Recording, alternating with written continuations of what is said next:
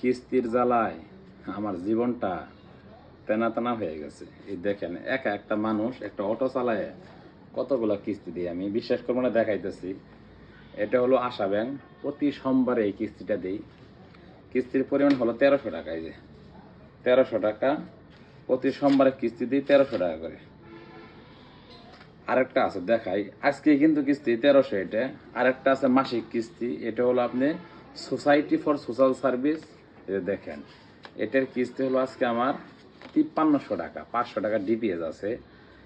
এটা মাসের কিস্তি, মাসে একবার দিই, আর এটা সপ্তাহে দিই, তাহলে দুইটা গেল।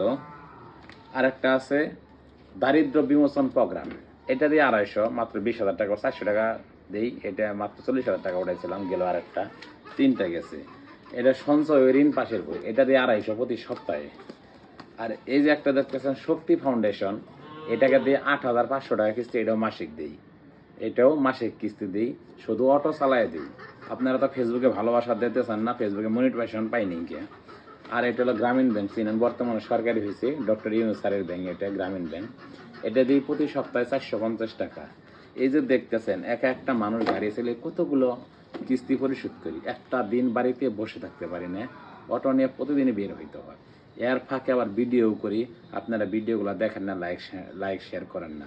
অনেক স্বপ্ন নিয়ে ভিডিও করি যে কিস্তির জ্বালাটা যেন কমে যায়। আপনারা ফেসবুকে ভিডিওগুলো দেখবেন, শেয়ার করবেন, যাতে কন্টেন্ট মনিটাইজেশনটা আমি পাই। আর এটা পাইলে ইনশাল্লাহ এই কিস্তির জ্বালা থেকে আমি মুক্তি পাবো। সবাই আমার জন্য দোয়া করেন, ভিডিওটা শেয়ার করবেন।